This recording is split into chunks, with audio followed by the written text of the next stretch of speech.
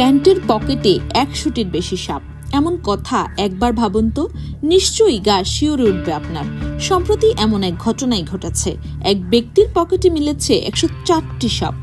চীনে প্যান্টের ভেতর লুকিয়ে ১০০টির বেশি জীবন্ত সাপ পাচার করার সময় আটক করা হয় এক ব্যক্তিকে। সম্প্রতি চীনের কাস্টমস কর্মকর্তারা তাকে আটক করেন।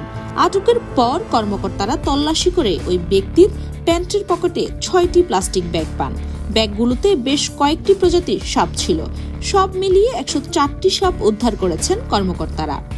মঙ্গলবার চীনের কাস্টমস কর্তৃপক্ষ জানিয়েছে, ওই ব্যক্তি আধা স্বায়ত্তশাসিত হংকং থেকে শেনজেন সীমান্ত দিয়ে চীনের মূল ভূখণ্ডে প্রবেশের চেষ্টা করেছিলেন, তবে ধরা পড়ে যান তিনি। তল্লাশির পর যুবকের প্যান্টের পকেটে ছোট ছোট ব্যাগ উদ্ধার করা হয়েছিল। ব্যাগগুলো স্কচ টেপ দিয়ে আটকানো ছিল। ব্যাগগুলো খোলার পরেই দেখা যায় ব্যাগের ভেতর বিভিন্ন জাতের, আকৃতির ও রঙের জীবন্ত সাপ। পরে সাপগুলোর পরিচয় শনাক্ত করেন কর্মকর্তারা। তাতে 5টি প্রজাতির সাপ ছিল। সেগুলো হলো milk snake, western hognose snake, corn snake, Texas red snake ও বুল স্নেক।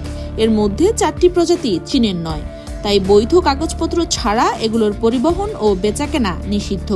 তবে ওই পাচারকারীকে গ্রেপ্তার করা হয়েছে কিনা তা এখনো জানায়নি কাস্টমস কর্তৃপক্ষ, কিন্তু নিয়ম ভঙ্গ করে থাকলে আইনি ব্যবস্থা নেওয়ার কথা জানিয়েছেন তারা।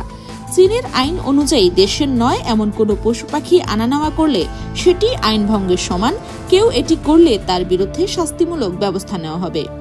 বিশ্বের সাপ ও পশু পাখি পাচারের অন্যতম বড় অঞ্চল চীন।